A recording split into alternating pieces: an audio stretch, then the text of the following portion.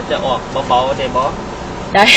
เอาปรับเบาๆเนาะ ตักเตือน ปรับเบาๆจะได้โดยปรับเบาๆก็ได้ จะ500ก็ได้เนา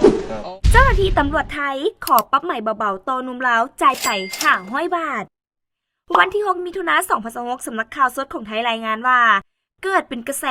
เมื่อหนุ่มลาวขับรถเข้ากรุงเทพข้างทำอิฐกับถึงเจ้าหน้าที่ตำรวจไทยปรับใหม่เงิน500 บาท สุดจะงง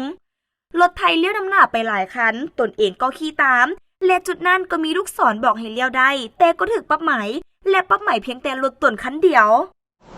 ถ้าออกไปมันจะปรับไม่เกิน จะ นี้ ปรับอยู่ไม่เกิน 4,000 บาทเลย โอ้ แล้วจะออกเบาๆได้บ่ ได้ เอาปรับเบาๆเนาะ ตักเตือน ปรับเบาๆจะได้โดยปรับเบาๆก็ได้ จะ500ก็ได้เนาะ โอ้โดยขอบใจหลายๆเด้อ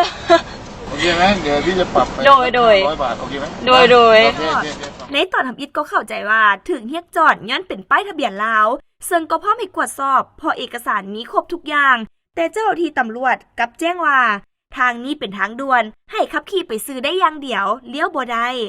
เมื่อถามย้ำถึง2 ครั้งว่า เป็นอย่างจึงเลี้ยวบ่ได้เจ้าหน้าที่กลับบ่ายเบี่ยงบ่ตอบคำถามโดยกงแต่เลือกเปลี่ยนเป็นการแนะนำเส้นทางให้ไปแทน